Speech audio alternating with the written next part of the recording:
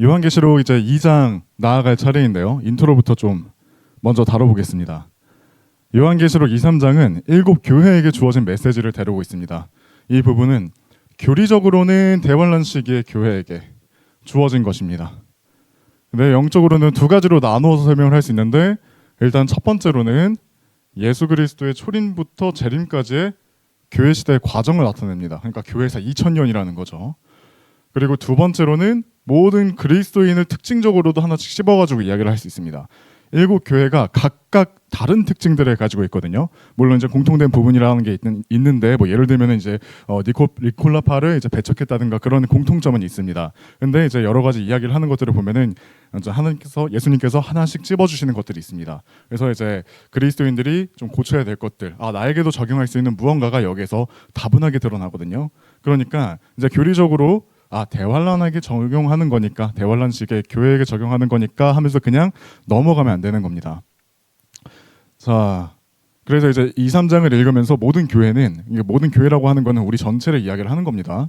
자신을 뒤돌아볼 기회를 갖습니다. 근데 이제 모든 교회라고 하는 거는 우리뿐만이 아니라, 제가 일부러 이걸 모든 교회라고 표현을 했는데, 첫 번째는 당연하게도 현 시대의 우리고요. 그리고 두 번째로는 이제 이야기를 했듯이 교리적으로 환란기 성도들, 이렇게 제가 일부러 이렇게 표현을 좀 해놓았습니다. 그래서 이제 교리적인 적용을 좀 하고, 그리고 교훈적인 적용, 영적인 적용을 위해서도 피치 못하게 좀 교회사를 다루게 될 건데요. 그렇게 깊게 들어가진 않을 겁니다. 그리고 이제 교리적인 적용과 영적인 적용을 이렇게 나누어서 적용하는 방법에 대해서 제가 말씀을 드리기 위해서 이제 예를 제가 들어드리면서 좀 확인을 시켜드리려고 합니다.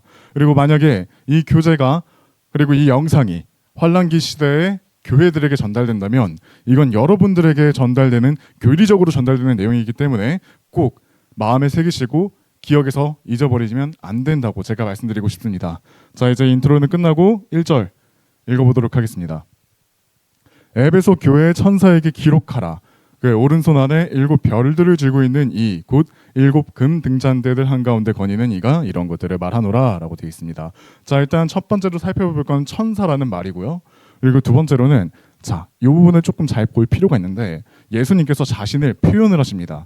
근데 7교회에게 각각 다른 말들로 자신을 표현을 하세요. 그러니까 이제 여기서 7교회라고 했잖아요. 그러면 첫 번째 교회부터 이제 7번째 교회까지, 에베소 교회부터 이제 라우디케아 교회까지 예수님께서 자신을 이렇게 보여주시는데, 성경을 읽다 보면은 여러 가지 하나님께서 나누어서 이렇게 쪼개가지고 흩뿌려 놓으신단 말이에요. 이런 것들을 모아가지고, 첫 번째 교회 때는 예수님께서 어떻게 말씀하셨고, 쭉 나가서 7번째까지 해가지고 이 퍼즐을 하나 맞춰봤을 때 완성되는 그림이 무엇인지, 이런 것들을 하나하나 이제 여러분들께서 찾으셔가지고 완성된 퍼즐을 한번 살펴보시는 것도 제가 좀 추천을 드립니다.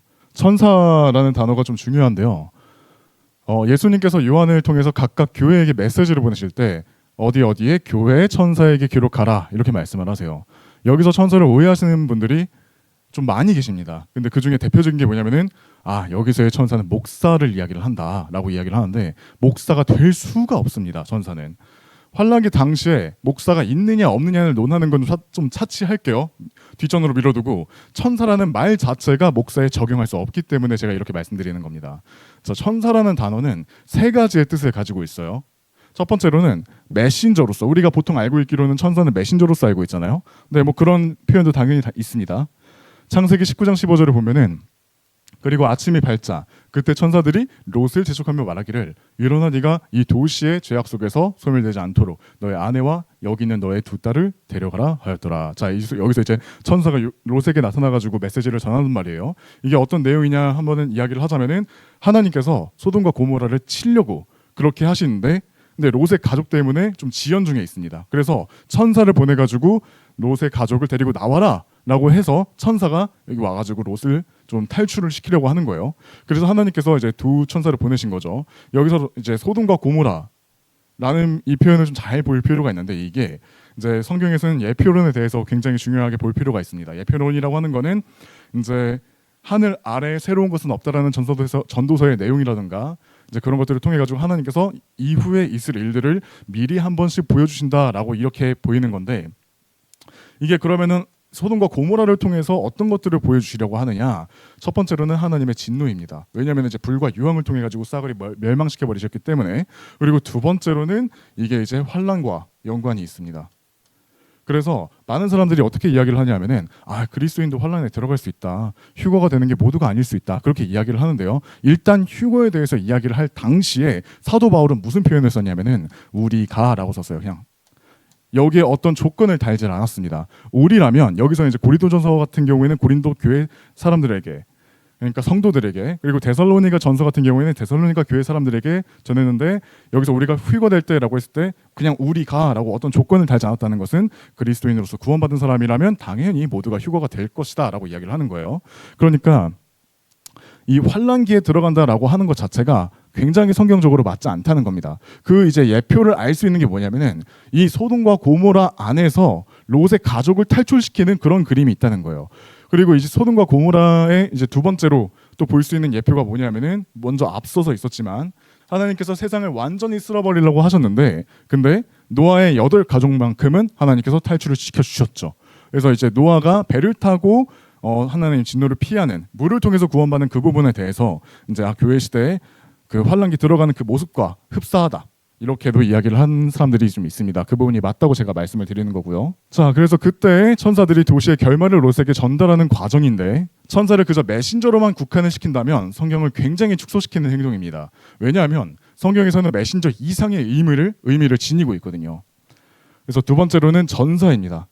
마태복음 26장 53절을 보면 너는 내가 지금이라도 나의 아버지께 기도하여 그분께서 즉시로 12군단이 넘는 천사들을 보내시도록 할 수 없다고 생각하느냐라고 하는데, 여기서 이제 12군단이라는 표현에 좀 주목할 필요가 있습니다. 물론 이제 사전적 의미로 봤을 때 군단이라고 하는 게 꼭 그 군대만을 의미하는 게 아니에요. 여러 가지 군집에 대해서 군단이라고 이야기를 하는데, 근데 영어로 표현을 하면요, 영어로 표현하면 레기언스입니다. 이게 첫 번째로는요, 이 뜻이 일단 첫 번째로 적용하는 것은 부대예요. 그러니까 천사는 전사들이다라고 하는 것을 이 구절을 통해서도 우리가 알 수가 있다는 겁니다. 그리고 이제 천사들을 통해 가지고 전쟁을 치르도록 하는 장면이 있단 말이죠. 그리고 하늘에서의 전쟁도 있고, 그런 부분을 생각을 해봤을 때 전사로도 볼 수가 있고. 자, 그러면 세 번째 현현인 건데, 이걸 가장 중요하게 제가 다뤄가지고 말씀을 드릴 겁니다. 일단 이제 세 번째니까 이게 마지막이거든요. 천사에 대한 의미로서 첫 번째, 두 번째 같이 살펴보고 난 다음에 세 번째를 보겠습니다. 첫 번째는 제가 뭐라고 그랬었죠? 메신저라고 했습니다. 그리고 두 번째로는 뭐라고 말씀드렸냐면 전사라고 말씀을 드렸어요. 그리고 세 번째로는 현현인데, 이게 나타냄을 의미합니다. 성경에서 가장 많이 쓰이는 표현이에요. angel이라고 불리는 이 영어 단어의 어원은 앙겔로스라고 불리는 헬라어입니다. 제가 어지간하면은 이런 헬라어라든가 아니면은 히브리어를 다루는 거를 좀 최대한 피하려고 하는데, 이 부분은 이해를 위해서 좀 가지고 왔습니다. 그 뜻은 나타냄입니다. 성경에서는 천사라는 단어를 주로 현현으로서, 나타냄으로써 사용을 합니다. 현현이라는 말은 나타냄이라는 뜻을 가지고 있기 때문에 포괄적으로 굉장히 쓰입니다. 그래서 이제 성경 구절을 통해서 몇 가지 그런 포괄적으로 쓰였던 의미에 대해서 좀 살펴보려고 합니다. 일단 첫 번째로는 뭘 살펴보려고 하느냐면은 하나님의 천사라는 말입니다.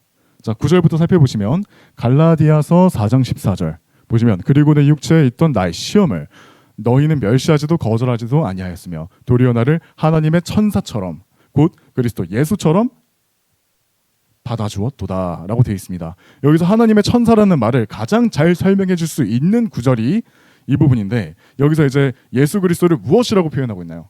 하나님의 천사처럼 이라고 했어요. 그러니까 이제 하나님께서 보이시도록 나타낸 모습이 주 예수 그리스도시다 라는 말인 겁니다. 그리고 지금 이제 여기서 좀 재밌는 그리고 중요한 부분에 대해서 이야기를 할 필요가 있는데, 주의 천사라는 표현을 보면서 좀 이야기를 할 필요가 있습니다. 창세기 16장 9절을 보면, 그러자 주의 천사가 그녀에게 말씀하시기를 너의 여주인에게 되돌아가서 그녀의 두 손 아래 스스로 복종하라 하셨느니라. 자, 여기서 이 주라는 표현에 대해서 좀 잘 살펴볼 필요가 있습니다. 일단 이거 먼저 이야기를 해야 되는데, 많은 사람들이 개역 성경을 보면서 알고 있는 단어가 하나 있죠. 그게 뭐냐면 여호와입니다. 여호와라는 단어가 킹제임스 성경에서는 모두 L-O-R-D, 이 단어를 개역 성경에서는 모두 여호와라고 표현을 했어요. 근데 킹제임스 성경에서는 모두 그것들을 Lord라고 표현을 했습니다. 제호바라는 표현을 그대로 이제 가져오는 경우가 몇몇은 있었지만 소수로, 근데 대부분은 Lord라고 표현을 했습니다. 이게 이야기를 하자면 주예요. 그러면은 여호와라는 단어가 무엇을 표현을 하는지를 좀 봐야 될 필요가 있습니다. 구약 시대에는 어떻게 하나님과 사람이 소통할 수 있었는지를 한번 생각해 보자면, 시대에 따라 당연히 여러 방법이 존재했겠죠. 지금은 우리는 성경을 통해서 하나님과 교제를 나눕니다. 그렇죠? 대표적으로는 예수님께서 직접 사람에게 나타나셨어요. 자, 잘 보세요. 저는 뭐라 그랬죠? 제가 뭐라고 했는지를 잘 봐야 돼요. 누가 나타났다고요? 예수님께서 나타나신 거예요. 사람들은 많이들 하나님께서 나타나셨다 그렇게 이야기를 합니다. 물론 하나님이시죠, 예수님께서. 근데 예수님께서 나타나신 거예요. 왜냐면은 보세요. 주의 천사라고 했잖아요. 천사가 뭐라고 했죠? 나타남이라는 표현을 가지고 있다 했습니다. 주께서 나타나신 모습, 현현하신 모습. 여기서 이 주라는 표현이 뭐예요? 예수님이라는 겁니다. 이제 신약의 많은 구절들을 보면은 이 주라는 표현이 대부분 어디에 해당되어 있냐면은 예수님에 대해서 이야기를 할 때에 주라고 이야기를 합니다. 이제 가장 대놓고라고 해야 될까요? 확실하게 보여주는 구절 중에 하나가 고린도전서 12장인데 이거는 제가 따로 구절을 보여드리도록 하겠습니다. 4절부터 보시죠. 여기에 이제 삼위일체가 있어요. 이제 은사들의 다양성들이 있으나 성령께서는 동일하시니라. 그리고 운영들의 차이들이 있으나 주께서는 동일하시니라. 또한 시행들의 다양성들이 있으나 모든 것 안에서 모든 것들을 이루시는 하나님께서는 동일하시니라. 자, 여기서 성령님 나오시죠. 그 다음에 주가 등장하십니다. 그 다음에 하나님이에요. 우리가 삼위일체라고 해가지고 알고 있는 세 분이 있는데 누구예요? 성령님이시죠. 그 다음에 이제 말씀, 즉 아들로서도 불리고요. 그 다음에 하나님이시죠. 자, 여기서 속어법으로 하나씩 빼봅시다. 그럼 뭐가 남습니까? 또 동일한 걸 제외하면 주, 말씀이 남습니다. 그러니까 주께서 곧 말씀이라는 겁니다. 그러면은 우리가 이제 주의 천사다라고 해가지고 발견하는 그 모습들은 예수님께서 사람에게 직접 나타나가지고 말씀을 하신다는 겁니다. 그러면은 예수님께서 구약 시대 때부터 사람들에게 지대한 관심을 가져오셔서 사람들에게 직접 나타나셔서 사람이 볼 수 있는 모습으로 나타나셔서 그들과 계속해서 소통을 해오셨다. 이제 우리가 이걸로 이제 알 수 있다는 것을 지금 이야기를 하는 거예요. 저는 지금 그래서 구약 시대 때 주의 천사로 나타나신 분이 예수님이라는 말을 지금 제가 한 거고요. 하나님께서 우리에게 지대한 관심을 가지고 있다고 말씀드렸죠. 근데 그렇다고 해서요, 하나님께서 구약 시대에 사람들에게 직접 나타나셔서 말씀을 하셨다고 해서 구약 시대 사람들이라든가 유대인들과 우리를 비교를 해가지고 좀 그들에게 더 많은 것들이 주었다라고 이야기를 생각하면 안 된다고 말씀을 드리고 싶습니다. 왜냐하면 우리한테 더 많은 것들이 주어졌거든요. 일단 대표적으로 뭐예요? 그들은 구원을 이룰 수 있었는데 우리는 아니라는 겁니다. 그리고 대표적으로 또 뭐가 있냐면은 말씀이에요. 예수님께서 나타나셔 사람들한테 말씀을 하셨지만 이 성경에 있는 모든 것들을 예수님께서 말씀을 하진 않으셨어요. 그런 것들을 생각을 해보면 당연히 다르죠. 근데 우리는 어때요? 성경 66권이 우리에게 그대로 주어져 가지고 우리가 말씀을 있는 그대로 구하고 찾고 한다면 하나님께서는 계속해서 끊임없이 영적인 것들을, 새로운 것들을 우리한테 계속 부어주실 거라는 겁니다. 그러니까 우리가 더 많은 것들을 가지고 있다는 거예요. 자, 그 다음에 빛의 천사에 대해서 이야기를 하겠습니다. 이거는 간단하게 가져갈 건데 빛의 천사, 이 부분 좀 주의해서 봐주실 필요가 있습니다. 고린도후서 11장 14절에 이제 이런 구절이 있습니다. 그런즉 그 놀라워할 일이 아니니 사탄 자신도 빛의 천사로 가장되어 있기 때문이라 라고 돼 있어요. 여기 빛의 천사라는 표현이 있다는 거. 자, 보시고 그 다음에 또 있습니다. 그래서 빛의 천사다라고 하면은 빛이 나타남이라고 우리가 이해를 할 수 있겠죠. 그 다음에 물들의 천사라는 표현이 있어요. 요한계시록 16장 5절을 보면은 그리고 내가 물들의 천사가 이같이 말하는 것을 들었노라라고 되어 있습니다. 그래서 물들의 천사는 물의 나타남을 의미한다. 이렇게 우리가 이해를 하면 되겠습니다. 그러니까 우리가 이 많은 것들을 통해 가지고 알 수 있는 무언가가 뭐냐면 주께서 나타나셨다든가 하나님께서 나타나셨다든가 그런 것들을 제외하면 천사란 어떤 영역을 담당하는 영적인 존재다. 라는 걸 우리가 알 수 있는 거예요. 그러니까 어떤 영역을 대표하는 존재로서 하늘 위에서 하나님께 나타나는 존재가 있다. 그게 바로 천사다라는 겁니다. 물들에도 천사가 있고 빛에도 천사가 있다면 다른 많은 영역에도 그에 맞는 천사가 있지 않을까요? 그렇죠? 이 땅의 모든 것들이 하늘의 대표를 갖고 있습니다.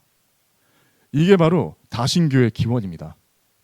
그러니까 천사에 대한 내용을 잘못 받아들이니까 이런 일들이 생기는 건데 그래서 그거를 종교까지 끌고 온 결과가 다신교라는 거죠.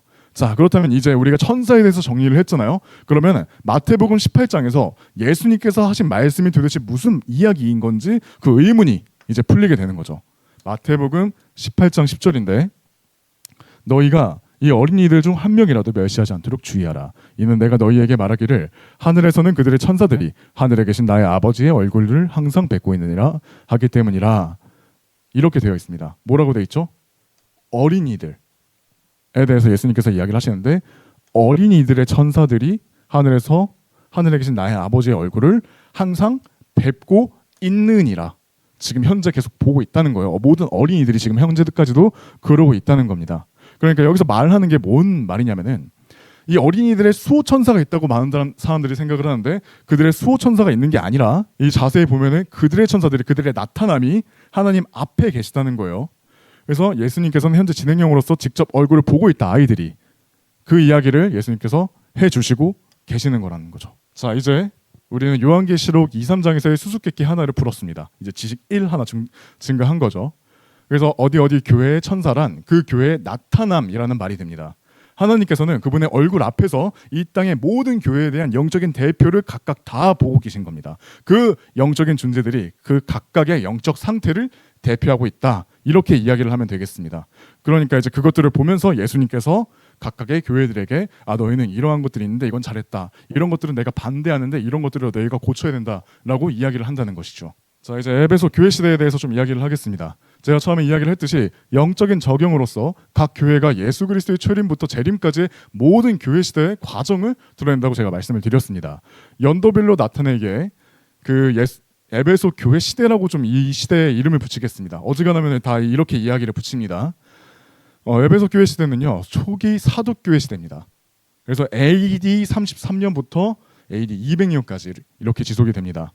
그래서 이 시대의 특징은 뭐냐면요, 요한계시록 2장에서의 에베소 교회처럼 하나님의 영광을 위해 뜨거운 행위들로 열심이었던 시대였지만, 나중에 시간이 지나면서 그 열심이 식어버리는, 첫사랑으로부터 떠나버리는 그런 모습을 보이게 됩니다. 그래서 예수님께서 에베소 교회에 대해서 너희가 처음 사랑으로부터 떠났다라고 이렇게 딱 지적을 하시죠. 자, 이제 2, 3절로 넘어가겠습니다. 내가 너희의 행위들과 너희의 수고와 너희의 인내와 내가 악한 자들을 참을 수 없었던 것을 아노라. 또 자신들이 사도들이라 말하지만 사도들이 아닌 자들을 네가 시험하여 그들이 거짓말쟁이들임을 찾아내었도다. 또한 네가 참고 인내하였으며 나의 이름을 위하여 수고하였고 낙담하지 아니하였도다 라고 되어 있습니다. 자, 여기서 예수님께서 먼저 일단 칭찬을 하십니다. 어떻게요? 무엇을 칭찬하느냐? 행위들과 수고와 인내에 대하여 칭찬을 받았습니다. 자, 잠깐만 여기서 끊고, 여기서 이제 제가 적지 않은 것이 하나 있다 보니까 말씀을 드리자면, 단복수에 대해서 제가 한번 이야기를 드렸었죠. 뭐라고 되어 있나요? 행위들이에요. 행위는 복수입니다. 근데 수고와 인내는 뭐예요? 단수죠. 그러니까 제가 저번에 이제 읽는 자와 듣는 자들과 이런 이 표현을 나누어 가지고 이야기를 했을 때 뭐라 그랬죠? 그만큼 적을 것이고 그만큼 많을 것이다에 대해서 비교적으로 제가 이야기를 했단 말이죠. 행위들은 많지만 예수님께서 인정하시는 수고와 인내는 그렇게 많지 않을 것이다. 우리는 이걸 또 볼 수가 있습니다. 왜냐하면 하나님께서는 마음을 보시는 분이기 때문에, 우리가 무엇을 했습니다 주여 하면서 딱 드러냈지만 우리가 하나님 앞에서 이것은 하나님께 칭찬받지 못할 것이다 라고 할 만한 것들이 여럿 있단 말이죠. 자, 그거에 대해서는 조금 이따 이야기를 하겠습니다. 제 아무리 구원을 잃어버리지 않는다고 해도 행위들은 필요합니다. 그래서 이제 제가 물론 이 유튜브 영상을 통해 가지고 구원은 영원하다, 교회 시대의 구원은 영원하다라고 이야기를 했지만, 그렇다 해도 행위들은 필요하다고 제가 지금 말씀을 드리는 겁니다. 자, 그에 따라 우리가 보상을 받으며 칭찬을 받기 때문이에요. 우리는 그리스도의 심판석에서 우리 행위에 따라 보상의 심판을 받는데, 우리만 보상의 심판을 받는 게 아닙니다. 우리는 이제 그리스도의 심판석이라고 해가지고 우리가 보상을 받는다는 거에 대해서 확실하게 우리한테는 주어졌어요. 근데 그렇다고 해서 이스라엘 민족이라든가 다른 사람들한테는 주어지지 않았냐, 그런 약속이 아닙니다. 약속이 확실하게 주어졌습니다. 자, 그런 것들은 이제 구절들을 통해서 여러 가지 더 볼 건데, 백보자 심판석에서 하나님을 따랐던 모든 사람들이 자신의 삶 동안의 일들에 대해서 보상을 받게 됩니다. 그래서 구원을 잃어버리지 않는다 해도 행위는 굉장히 중요하다, 이걸 말씀드리겠습니다. 자, 그러면 에베소 교회는 뭘 칭찬받느냐? 또 불관용, 확실하게 따져서 분별해냈다, 이런 거에 대해서 굉장히 칭찬을 받은 겁니다. 여기서의 불관용은요, 성도끼리의 사랑이 없는 불관용을 의미하는 게 아닙니다. 교리를 딱딱 나눠가지고 너 이 교리 안 따라? 너는 그러면 사탄의 자식이야, 이렇게 하는 것은 옳지 않다는 겁니다. 자신들이 아닌 것을 주장하는 사람들에 대해 분별력을 사용한 것에서 그렇게 칭찬을 하신 거죠. 이게 무슨 말이냐면은, 예를 들면 이런 거예요. 자, 카톨릭 같은 경우에는 어떤 사람들이 있냐면은 교부라는 사람이 있습니다. 이 교보라는 사람들이 자신들의 이 권위를 굉장히 중요시한단 말이에요. 그래서 그런 것들이 이제 초대교회 시대 때부터 굉장히 많이 이렇게 있어 왔습니다. 예를 들면은 이제 갈라디아서를 통해 가지고 우리가 알 수 있던 것 중 하나가 뭐냐면은 back to 유대교 이런 것들을 주장하는 사람들이 있단 말이에요. 그래서 이제 그리스도의 피가 아니다. 그리스도는 그저 예언자다. 우리가 행위로 우리의 정당함을 입증해야 된다. 이런 사람들도 있었고, 그리고 이제 교회사에 대해서 이야기를 하면은 아시겠지만 많은 사람들이 교부로서 등장을 해가지고 많은 거짓된 것들을 굉장히 많이 주장을 합니다. 유아 세례가 벌써 이쯤 때부터 이 시대 말쯤 때부터 주장을 하기 시작하고 그 다음에 이제 라틴어 성경에 이때부터도 나오기 시작을 했고요. 그래서 많은 것들이 좀 잘못된 것들이 있는데 그 사람들이 에베소 교회 사람들이 그때 많은 분별을 해가지고 잘 골라내었다라고 하는 거에 대해서 칭찬을 하는 말이라는 겁니다. 요한계시록 2장 2절을 보면 또 자신들이 사도들이라 말하지만 사도가 아닌 자들을 네가 시험하여 그들이 거짓말쟁이들임을 찾아내도다. 그래서 이 교회들은요 들은 대로 믿으려 하지 않았습니다. 그냥 우리가 딱 듣고 그런가 보다 하고 그냥 넘겨 짓는 게 아니라 들은 대로 믿으려 하지 않고 검증하려 했다는 거죠. 성경의 내용을 말한다면 반드시 성경과 대조하여 그들이 하나님께 속해 있는지 영들을 시험하였다. 그래서 이제 베레아 사람들한테 하나님께서 어떤 표현을 썼느냐, 고상하다고 표현을 했습니다. 하나님께서. 왜냐하면 자신들이 들은 그것들이 정말로 옳은지 구약 성경을 통해서 자신들한테 주어진 것들을 통해서 분별을 하려고 애썼기 때문에 하나님께서 고상하다는 표현을 쓰셨다는 겁니다. 그 다음에 요한일서 4장 1절을 보시죠. 요한일서 4장 1절 사랑받는 자들아 각각의 영을 다 믿지 말고 오히려 그들이 하나님께 속해 있는지 영들을 시험하라. 시험하라고 되어 있습니다. 이런 표현이 왜 있냐면은 속이는 자들이 있기 때문입니다. 속이는 자들이 있어요. 그냥 몇몇 지나가다가 어떤 정신 놓은 사람이 내가 예수님이야 이런 게 아니라 정말로 성경을 딱 펴놓고 자신이 거룩한 척하면서 성경의 내용들을 굉장히 많이 비틀고 그런 사람들이 많이 있기 때문입니다. 그러니까 우리가 속지 말라고 하는 구절이 신약에서 굉장히 많이 등장하거든요. 그에 더불어서 영들을 시험하라. 너희가 속지 말고 말씀들을 통해 가지고 그 사람이 무슨 영을 가지고 있는지 너희가 판별을 해야 된다라고 우리에게 명령들로 주어졌습니다. 그리고 또 칭찬받은 게 뭐예요? 낙담하지 않았다는 겁니다. 이 부분이 참 중요한 게 사람들은 살아가면서 참으로 낙담할 것들이 많죠. 그것을 예수님께서도 아신다는 겁니다. 중요한 게. 그러니까 우리가 기도를 하면서 하나님은 모르시죠 라고 이야기를 하지만 그렇기 때문에 하나님께서 이 땅에 내려오신 겁니다. 하나님께서 모든 것들을 다 알고 이해하시지만 인간의 연약한 것까지도 직접 겪으셔서 사람들에게 제시를 하시기 위해서. 히브리서 4장 15절 이는 우리에게 계신 한 대제사장은 우리의 연약함들을 공감하지 못하는 분이 아니시기 때문이라. 이 대제사장은 예수님을 이야기를 하는 거고요. 그리고 또 에베소 사람들은요. 그들이라고 하는 거는 에베소 사람들을 이야기를 합니다. 정말로 고린도전서 10장 31절의 구절대로 행했었습니다. 고린도전서 10장 31절 그러므로 너희가 먹든지 마시든지 너희가 무엇을 하든지 모두 하나님의 영광을 위하여 하라. 자, 이렇게 되어 있습니다.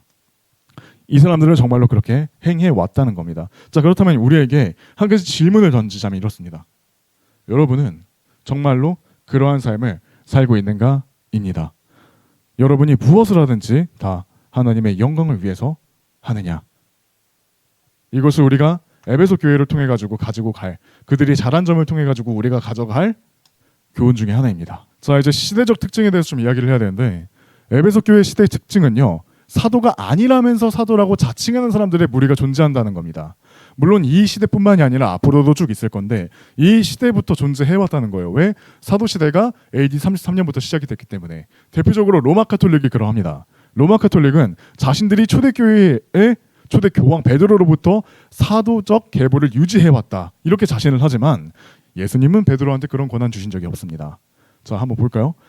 이런 것들로 이제 주장을 한단 말이죠. 마태복음 16장 18절 이거 말고도 또 다른 구절은 있습니다만 이거 가지고 좀 주로 이야기를 해보죠.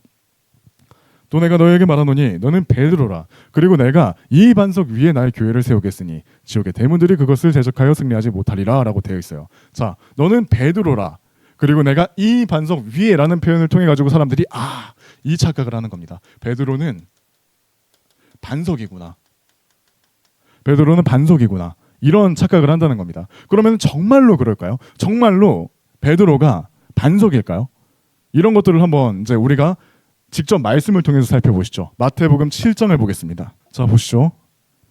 많은 사람들이 아주 좋아하는 구절 중에 하나입니다. 행위구원 주장하는 사람들이 23절에 나는 결코 너희들을 알지 아니하노라 죄악을 행사하는 너희들아 나에게서 떠나라 하고 뭐 주여 주여 하는 이마다 하늘의 왕국으로 들어갈 것이 아니오라고 이야기를 하시면서 동일하게 이야기를 하셨던 겁니다. 그러면서 뭐라고 말씀하시냐면은 자 이거를 잘 분별을 해가지고 읽어야 되는데 그러므로 누구든지 내가 한 이 말들을 듣고 그것을 행하는 자는 내가 그를 자기 집을 반석 위에 건축한 지혜로운 사람에 비유하게 노라라고 했는데 일단 두 가지 봐야 될 필요가 있습니다. 첫 번째로 반석이고요. 두 번째로 건축입니다. 이 건축이라고 하는 거는요. 행위입니다.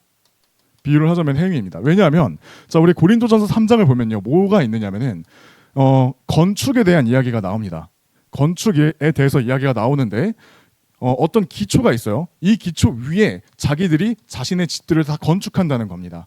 그래서 이 기초 위에 지은 것들이 건재하다면 자신은 보상을 받는다고 이야기가 되어 있어요. 근데 이 기초가 뭐라 그러냐면은 이게 그리스도라고 이야기를 합니다. 자, 그렇다면 뭐예요?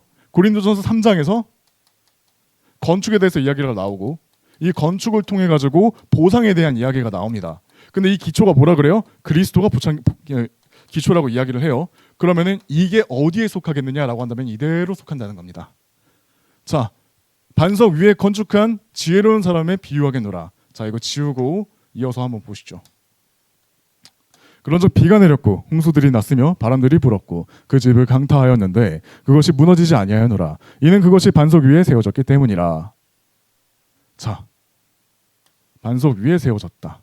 그러면 자 아까 이야기를 한 대로 마태복음 16장의 내용을 토대로 베드로는 반석이구나 라고 한다면 이게 과연 맞아떨어질 수 있을까요? 과연 베드로가 우리가 건축을 한 그 모든 것들을 이 세상 모든 사람의 그 건축물들을 베드로가 과연 지켜낼 수 있을까요? 베드로 또한 죄인인데 베드로 또한 사람이었는데 이게 가능하겠습니까? 여기서 말하는 이 반석은 예수님께서 자기 자신을 나타내서 말씀을 하시는 거라는 겁니다. 자 그리고 또 한 가지 확실하게 이제 이야기를 하는 구절 하나를 더 가지고 왔습니다. 고린도전서 10장 4절입니다. 모두가 동일한 영적 음료를 마셨느니라. 이는 그들이 자신을 따라온 그 영적 반석에서 나온 것을 마셨기 때문이라. 그런즉 그 반석은 그리스도셨느니라.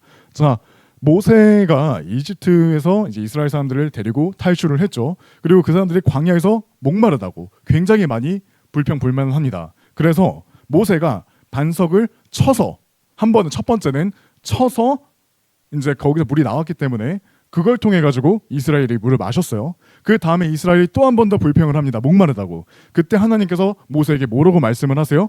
이번엔 치라고 안 하십니다. 말하라 이렇게 말씀을 하세요. 근데 모세가 너무 열받아가지고 그 바위를 2번 쳤습니다. 그러니까 하나님께서 너는 약속받은 그 땅에 들어갈 수 없다. 이 말씀을 하시는 거예요.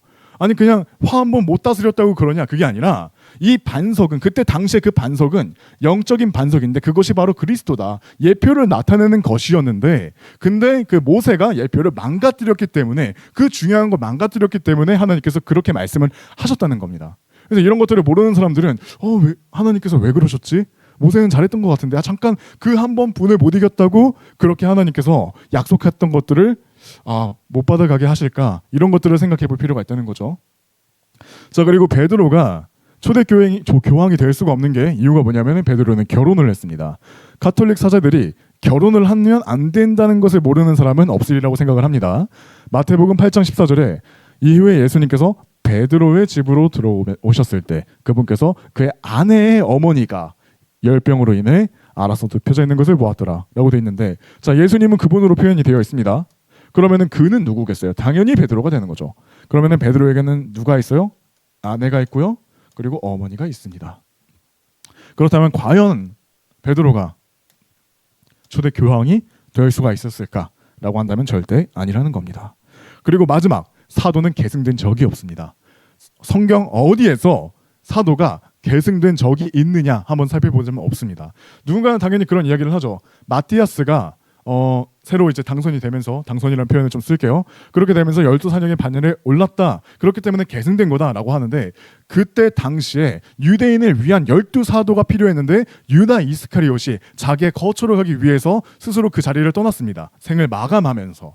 그렇기 때문에 예수님께서는 12사도에게 주실 그 복에 대해서 약속을 하셨기 때문에 한 자리가 채워져야 될 필요가 있었다는 거예요. 그렇기 때문에 새로 선출을 해낸 거지 이게 계승이 된다는 게 아닙니다. 그렇다면 야고보의 계승자는 누구고 베드로의 계승자는 누구고 사도 바울의 계승자는 누굽니까? 아무도 알 수가 없는 거예요. 그래서 그들이 정말로 사도라면 지금 우리가 사도적 계보를 통해 가지고 계승받은 사람들이다라는 이야기를 하려면 기적들을 행할 수 있어야 됩니다. 근데 그런 사람은 이 세상 어디에도 존재하지 않죠. 자, 그 다음에 교리적 적용을 이야기를 하겠습니다. 환란기 사람들은요, 정말로 행위들과 수고와 인내를 필요로 하며 악한 자들을 자신의 무리에서 걸러내는 일들을 끊임없이 행해야 할 겁니다. 왜냐하면 그때에는요, 그 어느 때보다 악한 시기이기 때문에 자신들을 예수님이라 속이는 것이 예나 지금보다 더 많을 수 있기 때문입니다.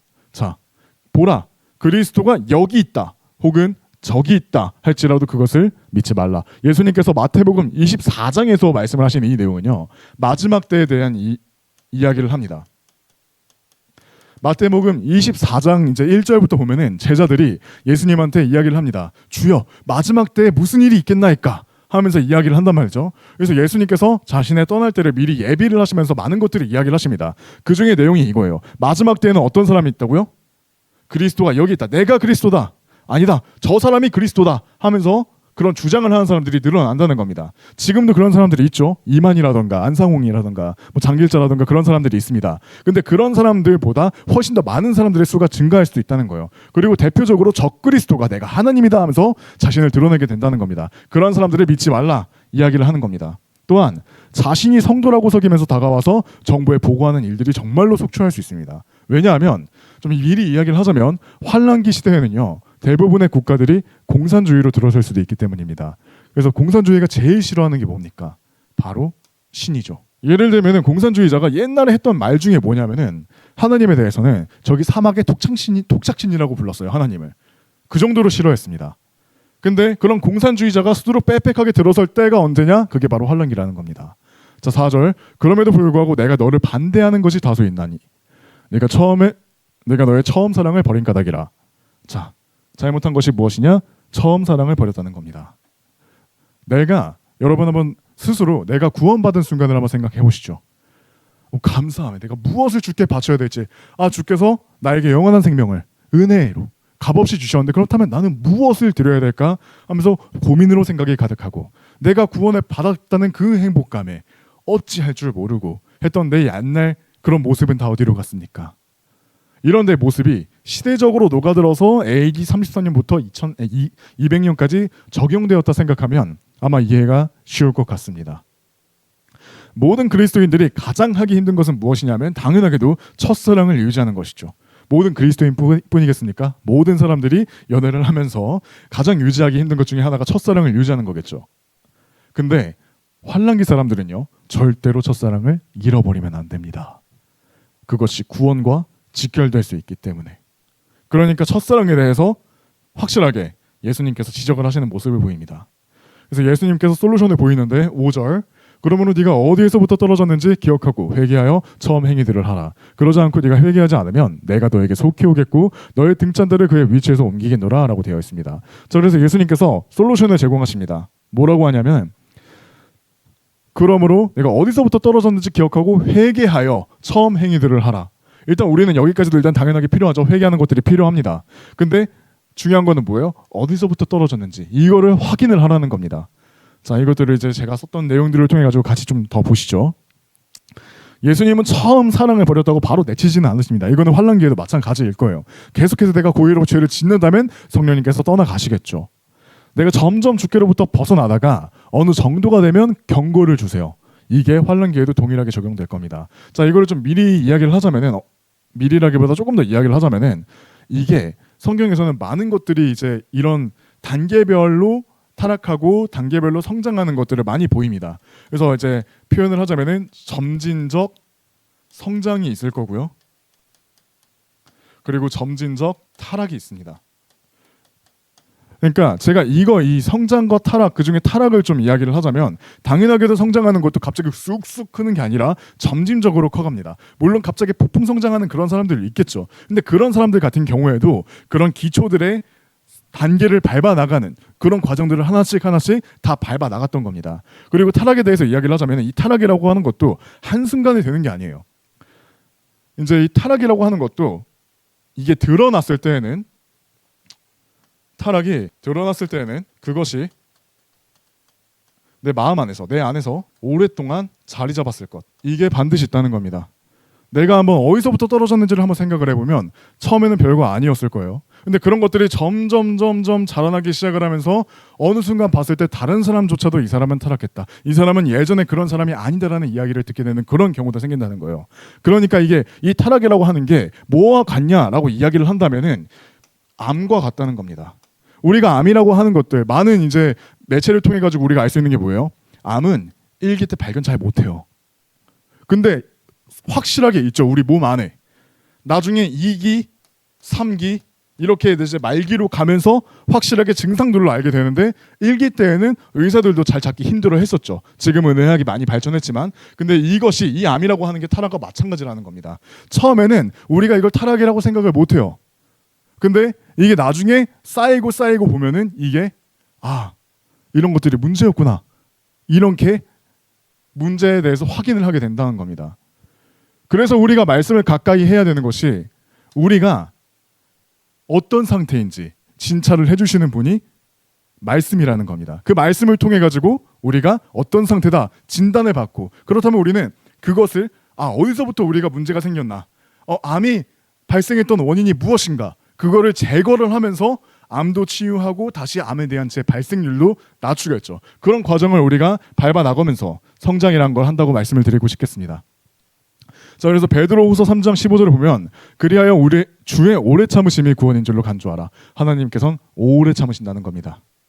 그냥 한번 삐딱선 한번 잘못 탔다고 바로 너 지옥 이게 아니라 떠나가시겠다. 나 더 이상 너와 함께할 수 없겠다. 그렇게 말씀하시는 게 아니라 하나님께서는 오래 참으신다는 겁니다. 그리고 다시 한번 말하지만 이 구절은 교리적으로 우리에게 주어지지 않았습니다.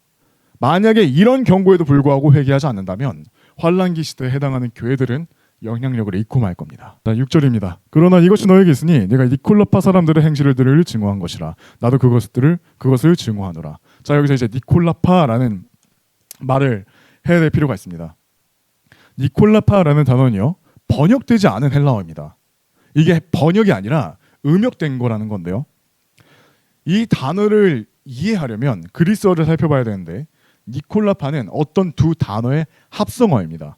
첫 번째는 먼저 정복하다라는 뜻을 가진 니카오 그리고 일반 사람들을 의미하는 라오스의 합성어입니다. 그래서 이제 니콜라우스라고 이야기를 하는데 니콜라파는 뭘 이야기를 하냐면 계급을 만들어 권위를 부여하는 것을 의미합니다. 자기들끼리 하나님에 대한 말씀에 대한 권위가 아니라 말씀으로 인한 권위는 성경에 등장합니다. 권위를 존중하라 인정하라 이런 것들이 있으니까. 근데 사람이 만든 체계 안에서의 계급은 하나님께서 인정 안 하십니다. 그래서 대표적인 경우가 천주교죠. 교황 존재합니까? 존재 안 해요. 물론 이제 비숍 같은 경우에는 이게 이제 감독이라는 단어로서 존재합니다. 근데 이게 그 천주교에서의 그 비숍이 하는 그 역할이 성경에서의 그 역할과는 당연히 다릅니다. 그리고 사제 없죠. 그리고 신부 없습니다. 그런데도 불구하고 천주교는 그런 것들을 만들어냈죠. 자, 역사적 적용으로도 니콜라파라는 단어는 천주교에게 적용되는 부분입니다. 천주교는요 초대교회 때부터 만들어져 오고 있었기 때문이에요. 천주교회가 교회의 시작점이 아니라 초대교회가 먼저 생기고 그 다음에 차차 변질되어 나타난 것이 천주교라는 겁니다. 이걸 아는 사람들이 놓치고 있어요. 초대교회가 처음에 생기고 그로부터 이제 저항을 해가지고 프로테스탄트 해가지고 나온 사람들이 이제 마틴 루터다, 존 칼빈이다, 요한 웨슬리다 뭐 이런 이야기를 한단 말이에요. 근데 그게 아니라 초대교회가 먼저 있었고 그 다음에 생긴 것이 천주교가 아니라 초대교회가 먼저 있었고 그 다음에 생긴 것이 초대교회다. 죄송합니다. 천주교다. 이렇게 이야기를 한다는 겁니다. 자, 그래서 니콜라파의 교리는 뭐냐면 일반 사람들을 어떻게 정복할 것인가에 대한 교리를 의미합니다. 모든 그리스도인은요 그리스도의 몸 안에서의 하나의 지체입니다. 누가 먼저 우선되는 게 없어요. 그러니까 뭐라고 말씀하세요? 대표적으로 자 이제 이 고린도전서 밑에 빌립보서까지 있는데 서로 더 낫다고 여기라 이야기를 한단 말이죠. 대표적으로 이제 로마서 11장 이런 내용들이 있습니다. 자, 그리고 이런 것들에 대해서 좀 더 이제 확실하게 더 나아가자면 로마서 보면은 그리스도의 심판석에 대해서 나옵니다. 근데 거기서 뭐라고 이야기를 해요? 무가치하게 여기는 것, 자기 형제들을 무가치하게 여기는 것에 대해서 확실하게 이야기를 한단 말이죠. 우리가 그리스도의 심판석 앞에 서리라 라고 이야기를 합니다. 그게 왜 그런 거겠어요? 자, 제가 이걸 힌트를 드린 건데 그리스도인은 그리스도의 몸이라고 했습니다. 자, 이걸 가지고 이제 우리가 디모데 후서 2장을 한번 살펴보시죠. 자, 2장 13절 보실까요? 설령 우리가 믿지 않는다 하여도 그분께서는 늘 신실하시니. 자, 이 부분을 강조하려고 들고 왔습니다. 예수님께서 뭐라고 하세요? 그분께서는 스스로를 부인하실 수 없느니라. 우리가 구원을 받으면 그리스도의 한 몸에 참여하게 됩니다. 그렇다면 우리는 곧 그분이라는 거예요. 이거를 이제 뭔가 더 덧붙여가지고 무언가를 만들어가지고 그렇게 이야기를 하기보다 딱 이 부분을 가지고 이야기를 하자고요. 그분께서는 스스로를 부인하실 수 없대요. 그렇다는 것은 뭐예요? 우리는 구원을 받으면 그분 몸 안에 참여하기 때문에 우리는 구원을 잃지 않는다는 겁니다. 그와 동시에 우리한테는 이게 굉장히 주의해야 될 점이라는 거예요. 왜냐하면 우리가 왜 그리스도의 심판석 앞에서 다른 사람들을 무가치하게 여겼다는 거에 대해서 그런 어떤 심판을 받을 것이라고 경고를 받느냐? 우리가 다른 사람들을 어떻게 대하느냐가 곧 그것이 바로 직결적으로 예수님에 대해서 어떻게 우리가 행동하느냐, 그것이 이야기가 되는 것이기 때문이에요. 그러니까 하나님께서 서로 사랑하라, 이런 것들을 이야기를 하는 거예요. 물론 이제 예수님께서 나를 그렇게 대하지 마라 이렇게 말하는 것보다 너희 안에서 서로 사랑하면서 섬기고 하나님께 받은 그 사랑을 세상에 널리 보여주어라, 그런 의미로도 말씀을 하신 게 당연히 있죠. 고린도전서 12장 12절에 보면 이는 몸은 하나이면서도 많은 지체들을 가지고 있으며 그 한 몸의 모든 지체들이 많다 해도 한 몸인 것과 같이 그리스도 역시 그러하시기 때문이라. 자, 뭐라고 돼 있어요? 몸은 하나이면서 많은 지체들을 가지고 있으며, 이게 바로 교회의 신비입니다. 이걸 이제 우리가 알았잖아요. 그렇다면 다른 사람들을 우리가 어떻게 불러요? 우리가 교회 안에서 뭐라고 부릅니까? 형제, 자매 하면서 부릅니다. 이게 왜 그렇게 부릅니까? 우리가 그리스도 안에서 한 몸이기 때문에 그런 거잖아요. 그러면 사실상 우리가 다른 어떤 자매, 형제를 지탄을 하면은 우리 스스로를 지탄하는 것과 별반 다를 게 없습니다. 누워서 침뱉기 격이라는 거예요. 그럼에도 불구하고 사람들은 저 형제가 나를 어떻게 안 좋게 대했어. 그럼 나는 어떻게 해야 되지? 2배로 갚아야지. 3배로 갚아야지. 그런 생각을 하는데 이런 것들을 놓치면 우리가 안 된다는 겁니다. 그리고 빌립보서 2장 3절인데 아무것도 분쟁이나 헛된 영광을 통해 이루어지게 하지 말라. 다만 생각을 낮추어 각자는 다른 이들을 자신들보다 더 낮게 여기라. 이렇게 말씀을 한단 말이죠. 우리가 이런 것들을 하지 않으면 반드시 우리가 이 부분에 대해서 책망을 받는 일이 있을 겁니다. 그래서 진정한 의미로서요, 다른 사람들보다 위에 있고 싶다면 자신이 먼저 그에 걸맞는 행동들로 입증을 해야 될 겁니다. 먼저 본을 보이라는 말이고요. 그 본은 돈이 될 수가 없습니다. 여기서 말하는 거는 이걸 이야기합니다. 이게 무슨 의미를 갖는 건지, 제가 왜 이 말을 하는 건지는 아마 여러분들이 이해하시리라 생각을 합니다. 자, 이제 7절 넘어갈게요. 귀에 있는 자, 그는 성령께서 교회들에게 말씀하시는 것을 들을지어다. 이기는 자에게는 내가 하나님의 낙원 한가운데 있는 생명나무에서 나는 것을 주어 먹게 하겠노라 라고 되어 있어요. 자, 굉장히 주의해야 됩니다. 이기는 자는 라고 이야기를 하면서 첫 번째 약속을 우리가 보게 됩니다. 만약 이 구절이 이 시대에 적용된다고 이야기를 한다면요, 교회 시대의 구원에 대한 의미에 대해서 다시 한번 생각해 봐야 될 겁니다. 교회 시대에서의 구원이란 단번 속죄를 이야기를 해요. 우리가 믿으면 믿은 즉시 구원을 받습니다. 그 희생제물은 어린 양으로 오셨던 예수 그리스도시고요. 그분께서 모든 율법을 성취하시고 십자가에서 대신 죽음으로 죄로부터 승리하셨고 부활하심으로 사망으로부터도 승리하셨습니다. 뭐로부터 승리하셨다고요? 죄로부터 승리하셨고 사망으로부터도 승리하셨다는 겁니다.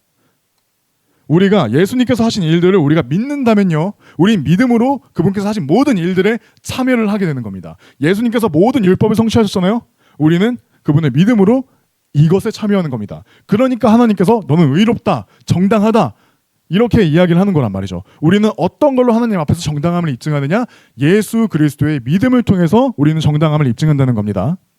그래서 우리가 그 믿음을 통해서 누리는 효과, 첫 번째, 죄로부터 승리하고 사망으로부터도 승리한다. 그러니까 우리가 부활에 대한 소망을 가질 수 있는 거예요. 우리가 반드시 죽고 이제 한번 땅에 내려가야 되는 그런 소망을 가지는 것들이 우리한테는 주어진 적이 없다는 겁니다.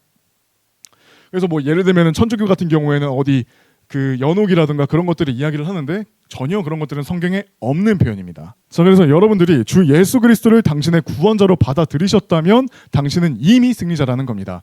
요한 1서 4장 4절 어린 자녀들아 너희는 하나님께 속하고 그들을 이겼느니라 라고 되어 있어요. 우리는 이미 이긴 사람들입니다. 여기서 이야기하는 너희는 뭐겠어요? 당연히 그리스도인이죠. 그러니까 이게 너무 중요한 게 뭐냐면은 시기적인 적용이 굉장히 중요하다는 거예요. 이걸 누구한테 적용해야 되고 이때는 언제 쓰였고 제가 그러니까 요한계시록이 처음에 서론을 이야기를 했을 때 언제 쓰였고부터 이야기를 하고 누가 썼는지부터 이야기를 하고 그걸 입증하는 시간을 가진 것이 괜히 그런 것이 아니라는 겁니다. 자, 그 다음에 교리적인 차이에 대해서 이야기를 할게요. 요한계시록 2장 7절은요 교리적으로 환란 시기에 누군가를 대상으로 하는 말입니다. 환란기 시제에 누군가를 딱 찝어가지고 이야기를 한다는 거예요. 뭐 소수를 이야기를 하는 건 당연히 아닙니다. 우선 위에서 이야기를 했듯이 방금 전에 이야기를 했듯이 이 시기에는 적용할 수 없기 때문이면서 그 다음으로는 본문에서의 약속은 이기는 자에게 생명나무의 열매를 먹을 수 있도록 해주시기 때문인 거예요. 이건 우리한테 주어진 약속이 아닙니다. 우리가 약속으로 주어진 것들 중에 생명나무에 있는 거 너희가 먹게 해줄게 라는 그런 멘트를 저희가 들은 적이 없어요. 생명나무가 등장하는 모든 구절에서요 생명나무는 영생의 수단입니다. 이제 아담하고 이브가 범죄를 저질렀을 때 하나님께서 뭐라 그러세요? 생명나무에 있는 것들을 먹어 영생에 이를까 함이라 이렇게 하나님께서 말씀을 하신단 말이죠. 그것을 취하는 것은 믿음이 아니라 오로지 행위에 기반합니다. 그래서 요한계시록 22장 14절을 보면 뭐라고 되어 있어요? 그분들의 명령들을 실행하는 자들은 복되도다. 왜? 이는 그들이 생명나무에 대한 권리를 가지게 하려 함이요. 우리는 이미 영생을 받은 사람들입니다. 선물로 받았어요. 아직 우리가 육신을 입고 있기 때문에 아직 그 영원한 생명에 참여했다라고 말을 할 수는 없겠지만 우리가 육신을 벗게 되면은 우리는 하나님의 본성에 속할 수 있는 그런 사람들이란 말이죠. 그러니까 우리가 그런 것들을 기다리고 있는 사람들이라는 겁니다. 빌립보서 2장을 보면은 우리가 예수 그리스도의 영광스러운 몸으로 변모될 것이다라는 그런 구절들이 있기 때문입니다. 우리가 그런 소망을 가지는 이유는요. 근데 여기서는 뭐라고 돼 있어요? 명령들을 실행해야 된다는 거예요. 많은 사람들이 이런 이야기를 합니다. 명령들을 실행한다는 거는 우리가 구원을 받았으면 그에 마땅한 행위가 나오기 마련이야 라고 이야기를 한단 말이죠. 근데 그렇지 않은 사람들도 많습니다. 그러니까 이런 생각을 하는 사람들은 무슨 생각을 하냐면 다른 사람들을 보면서 저 사람이 왜 저러지? 어쩌면 저 사람 구원받은 사람 아니었나 봐. 처음부터 구원받은 적이 없었나 봐. 이런 이야기를 한단 말이에요. 근데 이게 어디에 대한 출발이냐 하면 이게 곧 행위 구원에 대한 출발점입니다. 왜? 내가 내 구원을 행위로 입증해서 보여줘야 되잖아요. 그러니까 이런 내용들을 받아들인 사람들이 백투더 행위 구원합니다. 그게 괜히 그러는 게 아니에요. 여기에는 차이가 없어 보이거든. 받아들이다 보면. 그러니까 이게 하나하나 잘 따져가지고 나누어서 보고 이건 누구한테 적용을 해야 되느냐 이런 것들에 대한 공부가 굉장히 중요하기 때문이고 그런 것들을 많이 할 수 있는 것들 중에 하나가 요한계시록입니다. 그래서 이제 요한계시록을 시작하는 그런 계기가 된 것들도 있고요. 요한계시록 22장에서는 생명나무에 대한 권리를 가지려면 명령들을 실행해야만 합니다. 어떤 그리스도인도 생명나무의 열매를 먹음으로 영원한 생명을 얻는다고 했던 적이 없습니다. 우리는 어떻게 영원한 생명을 얻었느냐? 로마서 6장을 보면은 그러나 이제 너희가 죄로부터 자유롭게 되고 하나님께 종들이 되어 거룩함에 이르는 너희들의 열매를 얻었으니 그 끝은 영원한 생명이라. 자, 죄로부터 자유롭게 되었고 하나님께 거룩한 종이 되어 거룩함에 이르는 너의 열매를 얻었으니 근데 이 열매는 당연히 하나님께서 주신 것들을 통해서 얻는 것들이고요. 그게 이제 영원한 생명이라는 건데 이는 하면서 이에 대한 뒷받침을 해주는 내용이 뭐예요? 죄의 대가는 사망이에요. 모든 사람들이 한번 죽는 것들은 정해져 있죠. 히브리서의 내용에 따라서. 반면에 하나님의 선물은 우리 주이신 예수 그리스도를 통한 영생이기 때문이라. 뭐를 통한 영생이에요? 예수 그리스도를 통한 영생입니다. 우리의 행위인가요? 아니요. 그렇지 않습니다. 예수 그리스도를 믿으면 우리한테 영생이 주어졌다는 거예요. 예수 그리스도를 믿고 난 다음에 우리가 어떤 행위들을 통해서 그 행위를 해야 입증을 해야 우리가 나중에 가서 하나님께서 구원 그래 너 행위로 잘 입증했어 그러니까 너는 이제 구원이야 그렇게 이야기를 하는 게 아니라는 겁니다. 자 넘어가고요. 빌립보서 3장 21절에 그분께서 우리의 천한 몸을 변화시키어 그것이 그분의 영광스러운 몸같이 변모되게 하시리니 제가 빌립보서 3장인데 2장이라 했나요? 자, 이 땅에서는 우리가 육신에 있기 때문에 그 영광스러운 몸을 아직 입지는 못하지만 우리는 주 예수 그리스도께서 우리의 신랑으로서 공중으로 오실 때 그의 몸을 입게 될 겁니다. 우리는 생명나무에서 나는 열매를 필요로 하지 않아요. 그분께서 오실 때 우리의 몸을 변화시키실 겁니다. 자, 그래서 고린도전서 15장의 내용을 보면은 고린도전서 15장은 부활장인데요.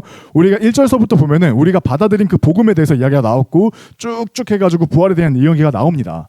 자, 그래서 여기에 대해서는 휴거에 대한 이야기가 나오는데 보라, 내가 너희에게 한 신비를 제시하노라. 우리가 모두 잠잘 것은 아니요 우리가 모두 변화되리니. 아까 빌립보서에 뭐라고 돼 있어요? 우리가 변모하리라.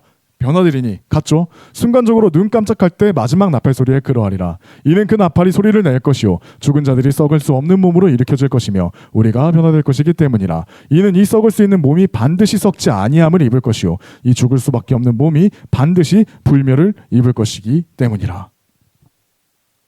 자, 어떨 때예요? 여기에 생명나무가 있습니까? 없죠. 54절까지 읽을게요. 그렇게 하여 이 썩을 수 있는 몸이 썩지 아니함을 입고 죽을 수밖에 없는 몸이 불멸을 입게 된다면 그때는 이와 같이 기록되어 말하기를 사망은 승리 속에 완전히 삼켜지리라 한 것이 실현되리라. 그래서 우리가 몸이 변화된다면 정말로 그때 딱 최종 승리가 우리한테는 적용이 되는 거예요. 이에 대한 차이점 많이들 확인을 해봤습니다. 그래서 요한계시록 2장 7절에서 이기는 자에 대한 약속은 교리적으로 그리스도인에게 적용될 수 없다. 이것이 제가 확실하게 말씀드리고 싶은 점이고, 여기서의 교회는요, 그렇기 때문에 환난 시기에 교회를 의미합니다. 자, 이제 에베소 교회에 대한 영적인 적용, 교회사에 대해서 이야기를 하고 이번 시간 마치겠습니다. 이제 이 에베소 교회에 대한 시대에 대해서 다룰 차례인데, 에베소라는 말의 의미는 온전히 목적된이라는 의미입니다. 에베소 교회 시대는요, AD 33년부터 200년까지로 유다 이스카리옷을 배제하고 새로 뽑힌 자까지 포함해서 12사도와 이방인을 위해서 특별히 세워진 13번째 사도인 바울까지 활동한 시대입니다. 같은 시대에 시간적인 간격은 조금 벌어져 있지만 AD 150년경에 터툴리안이라는 사람이 등장합니다. 여러분 한번 검색해 보시라고 제가 일부러 풀네임을 등장시킨 건데, 퀸투스 셉티무스 플로렌스 테르툴리아 누스라는 이름인데, 이게 이제 줄여서 터툴리안 이런 이름이에요. 이 사람은 지금 이제 카톨릭이 따르는 교리 중에 하나인 물세례가 구원의 필수라는 내용을 주장했었습니다. 제가 아까 말씀드렸죠. 유아세례. 그거를 이제 처음부터 이 시대 때부터 주장이 있었다고요. 시간이 지나서 이 사람이 터툴리안이라는 사람이 말년에 몬타니스트가 됐습니다. 이 몬타니스트라는 말이 뭐냐면 초기의 전천년론자를 의미해요. 몬타니스트, 전천년론자, 세대주의자, 이건 같은 의미로서 봐도 됩니다. 그러므로 세대주의는요, 어떤 사람들은 그렇게 이야기를 해요.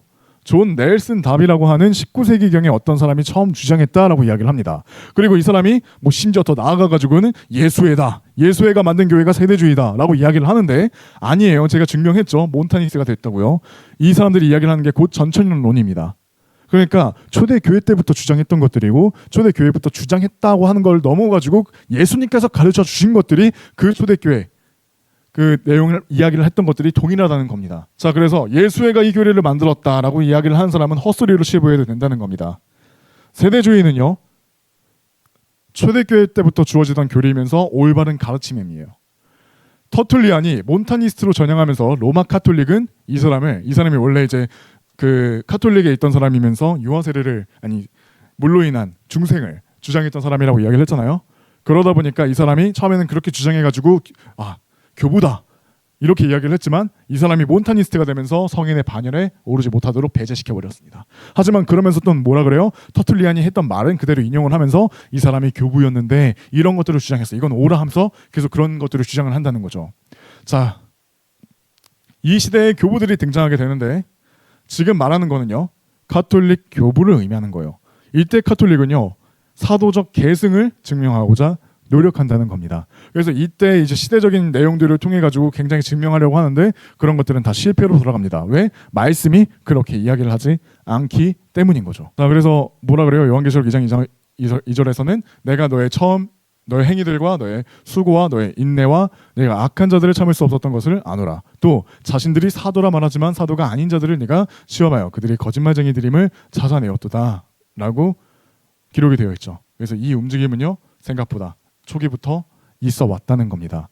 자, 그래서 나중에 좀 더 이렇게 제가 나아가면서 말씀을 드릴 그럴 기회가 있을지는 모르겠지만 이 움직임이 생각보다 초기부터 있었던 이유는요. 이 움직임은 사실 AD 서기 때부터 존재한 게 아니라 BC부터 존재했기 때문입니다. 자, 그래서 이에 대한 내용 여기까지 마무리하도록 하겠습니다.